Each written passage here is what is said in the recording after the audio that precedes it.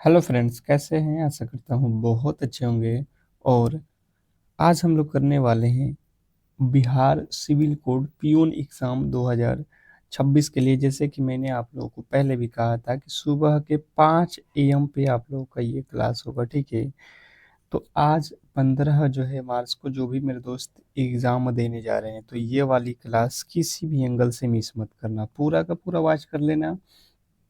फिर जो है कुछ देरों में ही आप लोगों का पेपर स्टार्ट होने वाला है। तो समझ लेना कि ये एक बहुत बड़ा बेनिफिट है। मैंने जैसे ही आप लोगों को कहा था कि सुबह के 5 AM पर ही आप लोगों से मिलूंगा, और बिल्कुल इस क्लास के साथ हम लोग 5 AM पे हाजिर हैं। बिहार सिविल कोड के लिए मैंने आप लोगों से पहले कहा था कि 5 AM पे क्लासेज आपकी प्रोवाइड होगी, और मैं 5 AM पे आ चुका हूँ।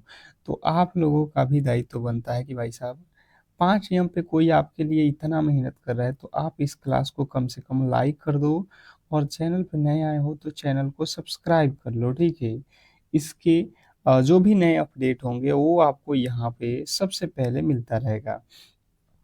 तो जो भी मेरे दोस्त यहाँ पे आज एग्ज़ाम देने जा रहे हैं, उनके गुड ऑफ लक। बिल्कुल आपका एग्ज़ाम बहुत अच्छा होने वाला है। केवल आप बेहतर तरीके से एग्ज़ाम में आप प्रश्नों को करने की कोशिश करेंगे, ज़्यादा इधर-उधर सोचना नहीं है, ठीक है? इस क्लास को करने के बाद से आप देख लेना, आपका स्कोर बहुत बड़ा होने वाला है। सुबह के 5 AM पे मैंने कहा था कि आपको क्लास कराऊँगा, और उसके बेनिफिट आपको मिलेगा जो क्लास को कर रहे हो। तो बिल्कुल एक बार जो है सभी लोगों से रिक्वेस्ट करूँगा कि सुबह में एक बार क्लास सभी लोग शेयर लगा दो, ताकि सबके पास ये क्लास पहुँच पहुँच जाए। चलिएगा, पहले प्रश्न से स्टार्ट करेंगे। पहला प्रश्न है, अन्वेषण का शुद्ध संधि विच्छेद क्या होने वाला है? बताइएगा। क्वेश्चन नंबर पहला जो कि आप लोगों से पूछा जाएगा कि अन्वेषण का शुद्ध और जो है संधि विच्छेद क्या होने वाला है। मैंने आप लोग को बताया है, संधि विच्छेद बेहतर तरीके से पढ़ाया हुआ है। एक एक प्रश्न आपको सिलेक्शन वाला है, 100% देखोगे ये प्रश्न आपको एग्जाम हॉल में सिलेक्शन दिलाएंगे। तो हर एक प्रश्न देख कर जाना। एक बार भी अगर आप सनसनी अपने एक बार अपने नज़रों से भी इसको देख लोगे, तो मुझे लगता है कि आप एग्जाम में कर लोगे, कोई दिक्कत नहीं होगा। मैंने आपको बताया था यहाँ पे कि जब भी आधा न आए तो उसको क्या करना है, नु में चेंज करना है। तो अनु प्लस यहाँ पे किसका मात्रा है, ए का मात्रा है, तो ए सड़, एसड़। आप देख लो ये कहाँ पे है, अनु प्लस एसड़ कहाँ पे है। मुझे लगता है कि सभी लोगों ने बता दिया option number B. Option number B वाले बिल्कुल राइट उत्तर है। नेक्स्ट प्रश्न आपके सामने है, सप्तऋषि में कौन सी संधि है? सप्तऋषि में कौन सी संधि है? इसमें जो है संधि बताने है कि कौन सी संधि का गुण है सप्तऋषि। क्वेश्चन नंबर आपके सामने दूसरा, दूसरे नंबर प्रश्न के राइट उत्तर बताएंगे। देखिए, एग्जाम हॉल में 1 से लेके और 85 तक के प्रश्न आपको छोड़ना नहीं है, हर एक प्रश्न को बनाना है, क्योंकि निगेटिव मार्किंग नहीं है। तो आपको इसमें हर एक प्रश्नों को सोल्व करोगे तो बेहतर रहेगा। और खास करके इसमें कटअप भी हाई जाएगा, क्योंकि प्रश्नों का लेवल बहुत लो रहेगा। तो आप अगर ऐसे भी क्वेश्चन छोड़ोगे तो आपका सिलेक्शन नहीं होने वाला है। जितना हो सके उतना बेहतर करके आओगे तो ही यहाँ पे चांस है। तो देखिए, सप्तऋषि का जब संधि विच्छेद करोगे तो सप्त प्लस ऋषि हो जाएगा, यानी कि यहाँ पे गुण संधि हो जाएगा। Option number B. नेक्स्ट प्रश्न आपके सामने है, महावक्त शब्द में कौन सा प्रत्यय है? महावक्त शब्द में कौन सा प्रत्यय है? Question number 3। तीसरे नंबर प्रश्न के जो राइट उत्तर है बताने की कोशिश करेंगे कि क्या होने वाला है। क्वेश्चन नंबर 3 पे आ चुके हैं, महावक्त। तो देखिए, महावक्त में जो है आप लोगों को प्रत्यय बना है बताना है। तो आप देख लो प्रत्यय कहाँ होता है, पीछे। यहाँ से शब्द क्या हो जाएगा, महा प्लस आवक्त, महा प्लस आवक्त। ऑप्शन नंबर बी जो है आपके बिल्कुल राइट उत्तर है। अगला प्रश्न आपके सामने है, अछौड़े, अछौहिड़ी अछौहिड़ी का जो है संधि विच्छेद करना है। देखिएगा, ये प्रश्न बहुत बहुत इंपॉर्टेंट है, आप लोग स्टार कर लेना इसको। और बिल्कुल ये एग्जाम हॉल वाले प्रश्न है, सीधा आप देखोगे। अब देखो, ये आप लोग क्या करोगे बनाने के लिए, यहाँ पे हो जाएगा अच्छ, अच्छा हो जाता है, प्लस प्लस आपका क्या हो जाएगा, ऊहिड़ी, ऊहिड़ी, बड़ी के मंत्र रहेगा। ऑप्शन नंबर जो है आप लोगों के कहाँ पे दिया गया है, बी। बी जिन्होंने बताया है उनके बिल्कुल राइट उत्तर है। अगला प्रश्न है, रिपीटेड हो गया भाई साहब, दो दो बार चौथा नंबर प्रश्न। अगला प्रश्न, अस्थावर का विलोम शब्द, मैंने कई बार आपको बताया है अस्थावर, ये बहुत बहुत इंपॉर्टेंट है। आप इसको जो है अब तक तो मुझे लगता है सभी लोगों को याद होगा, और बिल्कुल ये एक नंबर प्रश्न जो है आपको मिलने वाला है।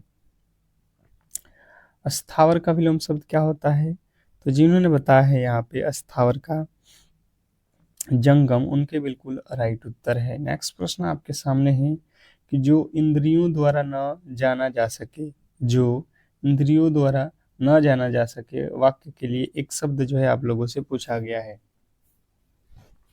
एक बार फिर कह रहा हूँ कि आप लोग यार कम से कम क्लास को लाइक कर दो यार। सुबह के 5 AM पे आपका एग्ज़ाम है, और आपके लिए हम इतना मेहनत करके सुबह में आ चुके हैं, उठ चुके हैं, तो आपका भी दायित्व तो बनता है कि मेरा सपोर्ट करो। सुबह के 5 AM पे आपके लिए इतना बेहतर कोई कर रहा है, तो आपका भी दायित्व है। अघोचर, अतीन्द्रिय, ये दोनों के दोनों कहे जाते हैं, ऑप्शन नंबर डी। ठीक है, कम से कम इस पे तो आप लोगों से मुझे रिक्वेस्ट है कि 500 लाइक तो होना ही चाहिए। 500 लाइकों की संख्या देखते हैं, 500 लोग लाइक करते हो या नहीं। अगला प्रश्न आपके सामने है, कनन कनन ते सौर गुनी मादकता अधिकाय में कौन सा जो है अलंकार है। कलंक कलंक से कनन कनन ते 100 गुनी मादकता अधिकाय में कौन सा अलंकार है, आपको याद रखना है कि इसमें जो है यमक जो है, यमक अलंकार है। अगला प्रश्न है, निर्दे निर्वेद, निर्वेद का जो है, निर्वेद किस रस का जो है अस्थाई भाव है। निर्वेद किस रस का अस्थाई भाव है, तो निर्वेद जो होता है ये आप लोगों को बताना है कि शांति रस का जो है यहाँ पे अस्थाई भाव है। Option number C. सी वाले जो भी मेरे दोस्त बता रहे हैं उनके बिल्कुल राइट उत्तर है। नेक्स्ट प्रश्न की ओर चलेंगे, और अगला प्रश्न है, चौपाई के प्रत्येक चरण में कितने मात्राएं हैं।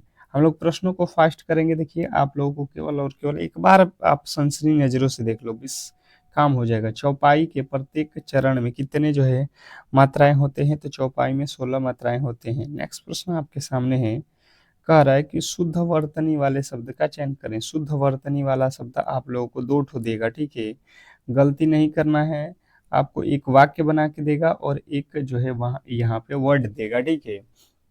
दोनों बेहतर है, बहुत बेहतर प्रश्न है, और आप इनको बेहतर तरीके से करके आओगे। तो देखो, ज्योत्सना जो लिखा गया है,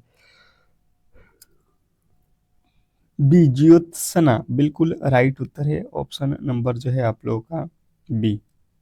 नेक्स्ट प्रश्न आपके सामने है यहाँ पे कि जो है कृतघ्न का जो है सही विलोम शब्द क्या होगा। कृतघ्न, स्टार लगा लो इस क्लास का। सुबह के 5 AM पे आपके लिए अगर हम हाजिर हैं, तो कहीं ना कहीं इस क्लास में बहुत बड़ा कुछ ना कुछ आपको मिलने वाला है। तो बिल्कुल क्लास को अंत तक देखो। अभी इंग्लिश के भी प्रश्न कराएंगे, मैथ के भी करा देंगे, कोई दिक्कत आपको नहीं होगा। जब एग्जाम हॉल में जाओगे तो हर एक प्रश्न आप करके आओगे। तो देखिए, कृतघ्न का होता है कृतज्ञ। ऑप्शन नंबर बी जो है आप लोगों के बिल्कुल राइट उत्तर है। नेक्स्ट प्रश्न की ओर चलेंगे, और अगला प्रश्न आपके सामने है, हाथ कंगन को आरसी क्या, लोकोक्ति का अर्थ क्या है। हाथ कंगन को आरसी क्या, लोकोक्ति का अर्थ क्या है। Question number 13। ये भी प्रश्न मैंने आप लोगों को कई बार कराया है कि हाथ कंगन को आरसी क्या, ये बहुत बहुत इंपॉर्टेंट है। तो प्रत्यक्ष को प्रमाण की आवश्यकता नहीं होती, ये जो है आप लोग को याद रखना है। अगला प्रश्न आपके सामने है, दशानन में कौन सा समास है। ये प्रश्न आप लोगों से पूछे जाएंगे कि दशानन में कौन सा समास है। ये बहुत कंफ्यूज करता है, ठीक है, लोगों को। दशानंद, देखो दशानंद में आप देखोगे तो पहले आपको पता चलेगा कि लिखा हुआ है 10, और 10 जो लिखा गया है यहाँ से जो है संख्यावाचक नहीं दर्शा रहा है। दशानन का मतलब होता है जिसके 10 है आनन, यानी कि अर्थात रावण। तो ये होता है बहुव्रीहि, इसलिए ये प्रश्न बार बार आप लोगों से पूछा जाता है। अनल और अनिल का सही अर्थ क्या है? अनल और अनिल का सही अर्थ आप लोगों को बताना है। Question number 15। अनल और अनिल, देखिए अनल मतलब क्या होता है? आग। आग जो है आप लोगों के बिल्कुल राइट उत्तर होगा। उसके बाद से देखिए अनिल, अनिल मतलब क्या होता है? अनिल मतलब होता है हवा। अनिल मतलब होता है हवा, यानी कि यहाँ पे पानी दिया, बिल्कुल गलत। ऑप्शन नंबर बी, जिन्होंने बी को चुना है उनके बिल्कुल राइट उत्तर है। गलती की गुंजाइश किसी भी एंगल से नहीं होना चाहिए। अगला प्रश्न है, तरिणी का पर्यायवाची शब्द है। तरिणी का पर्यायवाची, क्वेश्चन नंबर 16। 16वें नंबर प्रश्न के जो राइट उत्तर है बताने की कोशिश करेंगे सभी लोग। तरिणी का जो है पर्यायवाची शब्द क्या होने वाला है? Question number 16। 16वें नंबर प्रश्न के राइट उत्तर जिन्होंने बताया तरिणी जो है सूर्य को कहा जाता है। ऑप्शन नंबर ए आप लोगों का बिल्कुल राइट उत्तर है। नेक्स्ट प्रश्न की ओर चलेंगे और अगला प्रश्न आपके सामने है, वर्तनी की दृष्टि से अशुद्ध शब्द है। वर्तनी की दृष्टि से अशुद्ध शब्द इसमें कौन से हैं, ये आप लोगों को बताना है। वर्तनी की दृष्टि से अशुद्ध शब्द, अब देखिए यहाँ पे गलत कौन सा लिखा गया है ये आप लोग को बताना। देखिए आशीर्वाद बिल्कुल सही है, उज्जवल बिल्कुल सही है, और आप देखोगे यहाँ पे कवित्री बिल्कुल सही है। तो सिंगार जो लिखा है यही बिल्कुल गलत है। सिंगार बिल्कुल गलत लिखा गया है, आप यहाँ पे ऑप्शन नंबर डी लगाओगे, ठीक है। क्यों? क्योंकि सिंगार जो यहाँ पे लिखा हुआ है यही गलत किया हुआ है। अगला प्रश्न आपके सामने है, खग कुल कुल सा बोल रहा में कौन सा अलंकार है? बताइएगा यहाँ पे। क्वेश्चन नंबर आपके सामने 18। खग कुल कुल सा बोल रहा में कौन सा अलंकार है? तो जिन्होंने बताया है यहाँ पे यमक, उनके बिल्कुल राइट उत्तर है। नेक्स्ट प्रश्न आपके सामने है, साकेत महाकाव्य के रचयिता कौन है? साकेत महाकाव्य के रचयिता बताएंगे। Question number 19। साकेत महाकाव्य के रचयिता कौन है? तो जिन्होंने बताया है यहाँ पे कि जो है मैथिली शरण गुप्त, बिल्कुल राइट उत्तर है Maithili Sharan Gupt, option number B. Next प्रश्न आपके सामने है, नाक रगड़ना मुहावरे का अर्थ क्या है? नाक रगड़ना मुहावरे का अर्थ, क्वेश्चन नंबर 20। 20वें नंबर प्रश्न के राइट उत्तर बताएंगे सभी लोग कि नाक रगड़ना मुहावरे का अर्थ क्या होता है। बेहतर है, बहुत बेहतर प्रश्न है। नाक रगड़ना, आप देखना ये सीधा पूछा जाएगा। तो जो भी मेरे दोस्त बता रहे हैं दीनता पूर्वक प्रार्थना करना बिल्कुल राइट उत्तर है। फिर से कह रहा हूँ यार, सुबह के अगर 5 AM पे अगर आपके लिए हम हाजिर हैं तो कम से कम एक बार लाइक शेयर तो कर दो क्लास को, ताकि सभी लोगों के पास ये क्लास पहुंच सके। सभी लोगों के पास पहुंचा दो कम से कम क्लास को, इतना मेहनत कर रहे हैं आपके लिए। तो अगला प्रश्न है, नाक रगड़ना रिपीटेड हो गया भाई साहब। व्योम का जो है पर्यायवाची शब्द नहीं है। यहाँ पे नहीं है, अंत में नहीं पढ़िएगा तो बिल्कुल ही आप गलत करके ही आइएगा, इसकी गारंटी है। प्रश्न देखो, पढ़ो, हबड़ाना मत। टाइम है, आप लोग आराम से कर लोगे, कोई दिक्कत नहीं होगा, ठीक है। पीयूष जो है आप लोग यहाँ पे कहोगे कि व्योम का पर्यायवाची नहीं है। क्यों? क्योंकि पीयूष किसका है? अमृत का है, ठीक है। गलती नहीं करोगे। नेक्स्ट प्रश्न आपके सामने है, अधोगति में कौन सा संधि है? अधोगति में संधि बताना है। Question number 22। 22वें नंबर प्रश्न के जो राइट उत्तर है बताने की कोशिश कीजिए सभी लोग। अधोगति में कौन सी संधि है? अधोगति में संधि बताना है। क्वेश्चन आपके सामने है 22। 22वें नंबर प्रश्न के राइट उत्तर जिन्होंने बताया है यहाँ पे विसर्ग संधि, ऑप्शन नंबर सी जो है आप लोगों के बिल्कुल राइट उत्तर है। नेक्स्ट प्रश्न की ओर चलेंगे और अगला प्रश्न आपके सामने है, इति का सही विलोम शब्द क्या है? इति, क्वेश्चन नंबर 23। 23वें नंबर प्रश्न के राइट उत्तर बताएंगे, इति का विलोम शब्द क्या होने वाला है? तो जिन्होंने बताया है इति का विलोम शब्द यहाँ पे अथ होता है, बिल्कुल राइट उत्तर है ऑप्शन नंबर बी। नेक्स्ट प्रश्न आपके सामने है यहाँ पे, रामचरितमानस की भाषा क्या है? रामचरितमानस की भाषा क्या है? Question number 24। 24वें नंबर प्रश्न पे आ चुके हैं। बताने की कोशिश करेंगे कि जो है रामचरितमानस की भाषा क्या है। Question number 24। जिन्होंने बताया है यहाँ पे अवधि, उनके बिल्कुल राइट उत्तर है ऑप्शन नंबर बी, अवधि। नेक्स्ट प्रश्न आपके सामने है यहाँ पे कि जो है प्रत्युत्पन्नमति में कौन सा उपसर्ग है। उपसर्ग बताना है।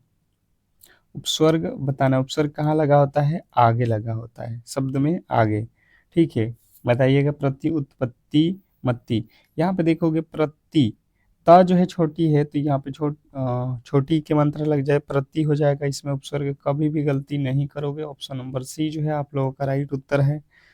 नेक्स्ट प्रश्न, अगला प्रश्न आपके सामने है, कह रहा है जो किए गए उपकार को न मानता हो। जो किए गए उपकार को न मानता हो। Question number 26। 26वें नंबर प्रश्न के जो राइट उत्तर है बताने की कोशिश करेंगे। जो किए गए उपकार को न मानता हो, जो किए गए उपकार को नहीं मानेगा, उसके लिए एक शब्द क्या होता है, कृतघ्न। ऑप्शन नंबर बी जो है आप लोगों को लगाना है। नेक्स्ट प्रश्न आपके सामने है, कह रहा है गागर में सागर भरना का सही अर्थ क्या है। गागर में सागर भरना। Question number 27। 27वें नंबर प्रश्न के राइट उत्तर बताएंगे।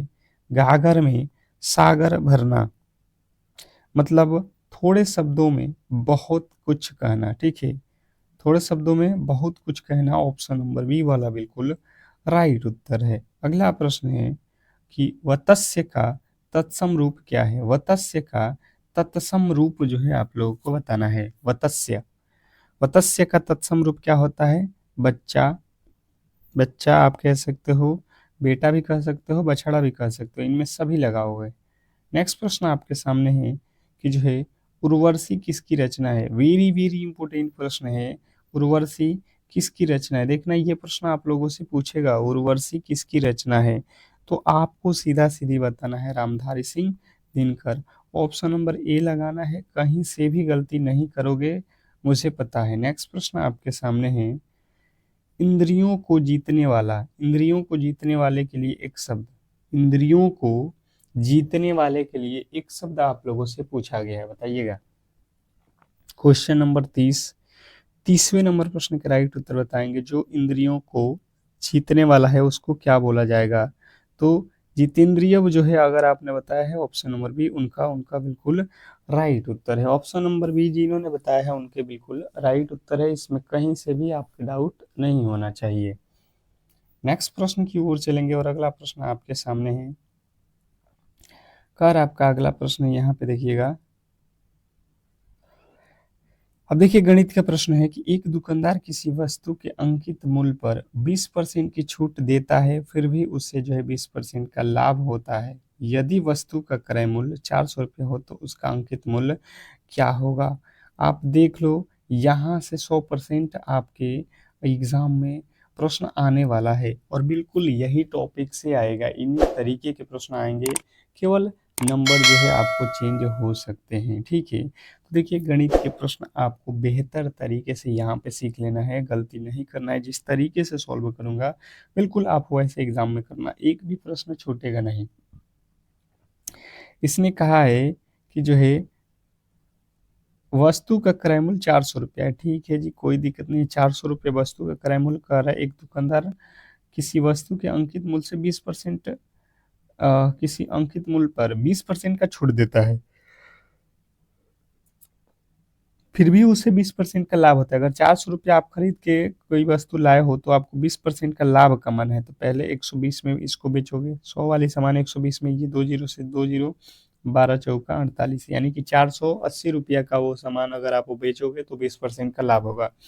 ठीक है, पर अंकित मूल्य कितना है, आपको 20% यहाँ पे छोड़ने के बाद 480 में बेचे हो, यानी कि अंकित मूल्य जो है आपका होगा 100 और बेचे हो कितने में, 80 में, 20% छोड़ के। तो 8 छक्के 48, 6 हो जाएगा, 6 से गुणा कर दो 6 में, 100 में।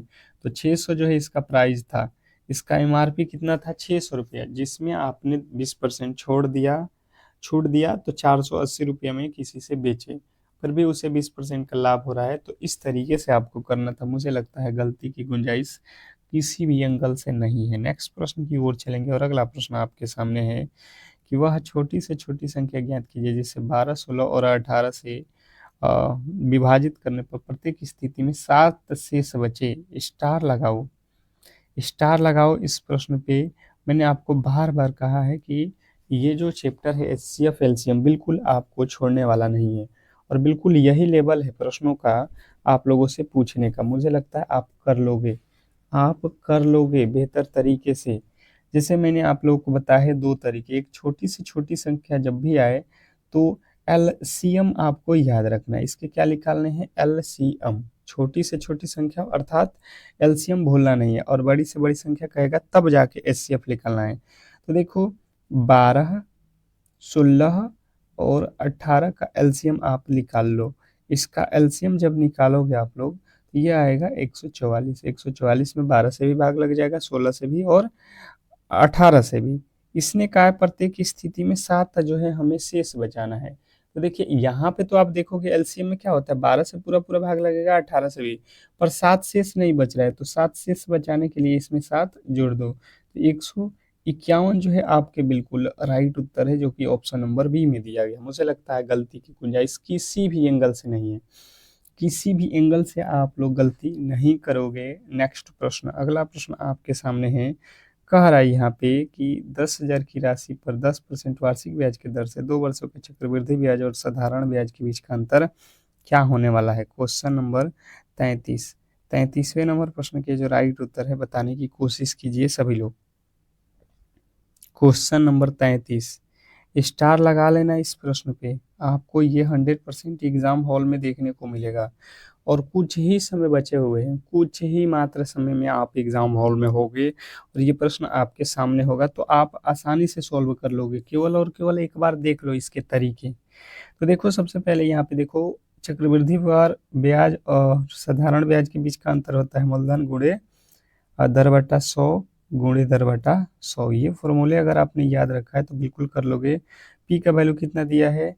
तो 10,000 दिया है, और यहाँ पे आर का वैल्यू कितना दिया है? 10%, और बट्टा में जो है 100, फिर 10% और बट्टा में 100। ये जो है 4 जीरो से ये 4 जीरो कट गया, तो 10 में 10 से गुणा कर लो, 100 रुपया इनके बीच का अंतर हो जाएगा, ऑप्शन नंबर ए। इसके और भी तरीके हैं बनाने के, आप वो भी तरीका से बना सकते हो, पर ये बहुत ईजी है इसलिए मैंने आपको बताया, और एग्जाम में कम समय में आप आसानी से इसे कर सकते हो। अगला प्रश्न है, एक आयताकार भूखंड की लंबाई उसकी चौड़ाई से 20% अधिक है। यदि भूखंड का परिमाप 110 मीटर है, 110 मीटर है, तो इसका जो है क्षेत्रफल ज्ञात करें। तो सिंपल से लॉजिक से आप बना सकते हो कि आयत की लंबाई जो है चौड़ाई से कितना अधिक है? चौड़ाई से 20%, यानी कि अगर चौड़ाई 100 है तो ये हो जाएगा 120। इसका जो है अनुपात बना लो, तो यहाँ पे 5 6 25 और ये हो जाएगा 5। यहाँ पे 6 और 5 के अनुपात में ये हो रहा है। आप मालूम है कि आपको क्या होता है, आयत के परिमाप ये कह रहा है 110 है, आपको मालूम है कि 2 इंटू एल, एल का वैल्यू डायरेक्ट रखते हैं 6x प्लस आप मान लो 5x, ये कट जाएगा, ये 55 हो जाएगा, बराबर में ये हो जाएगा 6 5 11, यहाँ से कट जाएगा 11 5 55, x का वैल्यू 5। इसने कहा इसका क्षेत्रफल निकालो, तो पहले आपको निकालना पड़ेगा लंबाई कितना है और चौड़ाई कितना है। तो 6 5 30 हो जाएगा और 5 5 25 हो जाएगा। आपके पास लंबाई और चौड़ाई मिल गया, लंबाई और चौड़ाई मिल गया, ये है 30 और ये है 25। तो आयत का क्षेत्रफल बराबर क्या होता है? लंबाई और गुणे चौड़ाई, आपको मालूम है, गुणा कर दो, 25 तियां 75। बिल्कुल ही आप राइट उत्तर के साथ हो, ऑप्शन नंबर बी। नेक्स्ट प्रश्न आपके सामने है कि ए और बी मिलकर किसी कार्य को 12 दिनों में कर सकते हैं। बिल्कुल कोई दिक्कत नहीं है, ए और बी जो है मिलकर किसी काम को 12 दिनों में करेंगे, और बी और सी मिलकर उसी काम को जो है कितने दिनों में करेंगे? तो ये 15 दिनों में, और सी और ए मिलकर उसी काम को कितने दिनों में करेंगे? 20 दिनों में। इन सभी का एलसीएम निकाल दो, कितना आएगा? 120। ये 12 के पहाड़ में 120, 12 के पहाड़ में 120, 12 दहा का 120, 15 के पहाड़ में 15 के पहाड़ में 15 8 120, और यहाँ पे 20 के पहाड़ में 20 छके 120। अब देखो टोटल वर्क कितना है? 120, और ये करने वाले देखो दो बार यहाँ पे ए हो रहा है, ए प्लस बी, बी प्लस सी, सी प्लस ए, इसमें दो बार ए, दो बार बी, दो बार सी हो रहा है। तो आप यहाँ से जब ए बी सी तीनों को मिलाकर काम निकालोगे तो यहाँ पे दो दो बार आ रहा है, ये यानी कि अर्थात ये 10, 8, 14 और 10 24 हो रहा है, तो इसमें 2 से भाग दे दो, कट जाएगा। यानी कि total work A B C मिलकर एक दिन में 12 काम करेंगे। टोटल 120 काम कराना है आपको, 120 में 12 से भाग दे दो, 10 दिनों का समय लगेगा। ठीक है। नेक्स्ट प्रश्न, अगला प्रश्न आपके सामने है। एक ट्रेन 90 किलोमीटर प्रति घंटे की गति से एक खंभे को 12 सेकंड में पार करती है, तो ट्रेन की लंबाई जो है आपको बताना है। देखिए, ट्रेन की लंबाई खंभे को कभी भी पार करेगी, यानी कि खुद की लंबाई को पार करेगी। तो यहाँ पे देखो, अ, क्या हमें निकालना है, ट्रेन की लंबाई यानी दूरी बराबर चाल गुणे क्या होता है, चाल गुणे समय, स्पीड गुणे जो है टाइम। यहाँ पे कितना स्पीड दिया है, 90 किलोमीटर प्रति घंटा। यहाँ पे किलोमीटर में है, ये सेकंड में, तो इसको सेकंड में बदलो, 5/18 से गुणा कर लो। फिर जो है यहाँ पे टाइम कितना दिया है, तो 12 सेकंड। यहाँ से अब देखो, 18 के पहाड़ा में 18×5 = 5, 5×5 = 25 में 12 से गुणा कर दो। 25 में 12 से गुणा करेंगे तो कितना आ जाएगा आपका, 300। 25 × 12 300 होता है। अगले प्रश्न की ओर चलेंगे, और अगला प्रश्न आपके सामने है कि एक ठोस गोले की त्रिज्या 7 सेमी, उसका जो है आयतन ज्ञात करें। एक ठोस गोले की त्रिज्या 7 सेमी, तो उसका आयतन जो है आप लोगों से पूछा गया है। आप बिल्कुल जो है यहाँ पे निकाल सकते हो। एक ठोस गोले की त्रिज्या दिया गया है, तो उसका आयतन, गोले का आयतन जो होता है ये होता है 4/3 पाई आर क्यूब। यहाँ से हो जाएगा 4/3। पाई का वैल्यू क्या होता है, पाई का वैल्यू हो जाएगा 22/7 गुणे आर का वैल्यू कितना है, 7 का पावर 3, यानी कि 7 × 7 × 7। आप एक साथ से एक साथ काट देना, और ये 7×7 = 49, यहाँ पे फिर 22 से गुणा करोगे, फिर 4 से गुणा करोगे, अंत में यहाँ पे नीचे क्या है, बटा में 3 है। तो 3 से तो पूरा पूरा भाग नहीं लगेगा, यानी कि जो है यहाँ पे जो है पूरा पूरा नहीं कट रहा है, तो ये तो दशमलव में आएगा, तो ये दोनों तो कभी भी आंसर नहीं होने वाले हैं। ठीक है, दशमलव में आंसर आने वाला है। तो अब जो है यहाँ पे दशमलव में आंसर कौन सा आएगा, आप कहोगे भाग दे दो 3 से, 3 के पहाड़े में भाग दोगे, तो यहाँ पे ऑप्शन नंबर ए वाला आ जाएगा, 1437.33। अगला प्रश्न आपके सामने है कि यदि एक्स और वाई की वैल्यू यहाँ पे 3, 4 है, एक्स और वाई अनुपात में 3, 4 के हैं, तो इसके जो है मान आप लोगों को निकालने हैं। बिल्कुल ही आसानी तरीके से आप कर सकते हो। आपको यहाँ पे समझना है कि एक्स का वैल्यू 3 है, वाई का वैल्यू 4 है। यहाँ पे बैठा लो 5 × एक्स का वैल्यू 3 माइनस वाई का वैल्यू कितना है, 3। एक्स का वैल्यू 3, वाई का वैल्यू 4 है ना, अनुपात, फिर 7 एक्स का वैल्यू 3 प्लस वाई का वैल्यू 4, इसको बना लो, 5×3 = 15 माइनस 4×2 = 8 अनुपात। यहाँ पे 7×3 = 21 प्लस 8, 21 8 कितना होता है, 29, और 15 में से 8 जाएगा 7, 7 अनुपात जो है 29, 7:29 कहाँ पे दिया गया है, ऑप्शन नंबर ए में। नेक्स्ट प्रश्न की ओर चलेंगे, और अगला प्रश्न है कि यहाँ पे जो है आपको मान निकालना है। आसानी तरीके से जो है सिंपल तरीके से आपको बोर्ड माउस वाला नियम अपनाना है। ये सिंपल भाग ही है, बोर्ड माउस का भी नियम आपको फॉलो नहीं करना है। आप सिंपल से कर दोगे, इसमें से पॉइंट हटा के भी हल हो जाएगा। यहाँ से पॉइंट हटाओगे तो 45/100 हो जाएगा, क्योंकि दशमलव के बाद 2 अंक। भागा के जगह पे गुणा लिख लेना, डायरेक्ट ही इसको सॉल्व करते हैं। यहाँ पे पॉइंट के बाद कितने अंक है, 3, तो 3 जीरो ऊपर चल जाएगा इस बार, और 9 नीचे आ जाएगा। ये 2 जीरो से ये 2 जीरो, 9 के पहाड़े में 9×5 = 45, 5 में 10 से गुणा करेंगे, 10×5 = 50 जो है आपका बिल्कुल राइट उत्तर है। नेक्स्ट प्रश्न की ओर चलेंगे, और अगला प्रश्न आप लोगों के सामने है। कह रहा है यहाँ पे आपका अगला प्रश्न कि पहली 5 अभाज्य संख्याओं का औसत क्या होगा। पहली 5 अभाज्य संख्याओं का औसत मतलब प्रथम 5 अभाज्य संख्या आप लोगों के।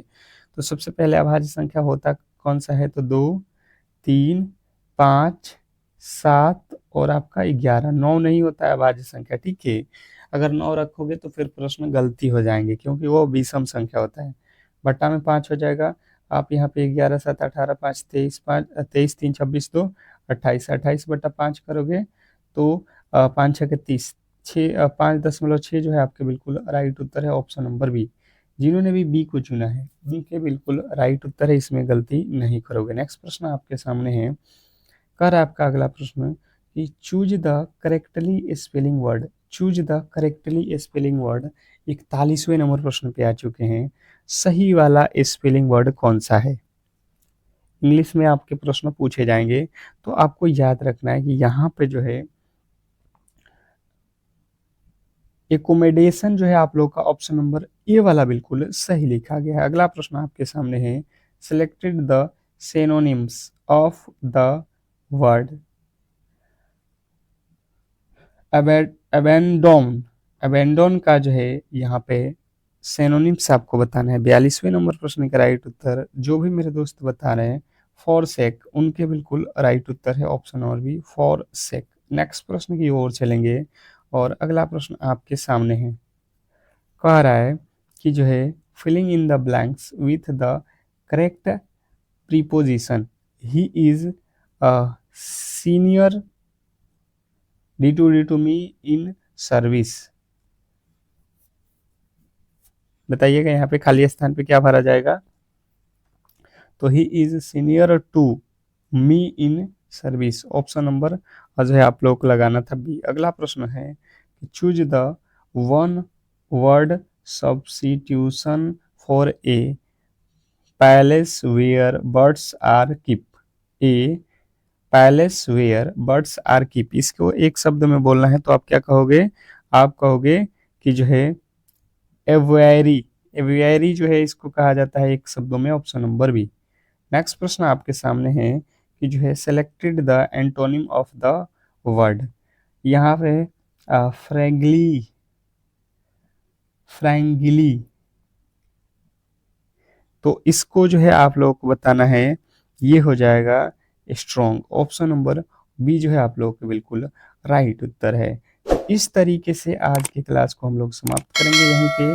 और आप लोगों का जैसे ही फर्स्ट शिफ्ट का पेपर समाप्त होता है तो सबसे पहले हम लोग यहीं पे उस सारे के सारे प्रश्नों को करेंगे सॉल्व। तो आप लोग क्लास को लाइक करके चैनल को सब्सक्राइब कर लो और क्लास को शेयर भी कर दो। ठीक है, मिलते हैं नेक्स्ट क्लास में। तब तक के लिए जो है मेरे दोस्त, धन्यवाद।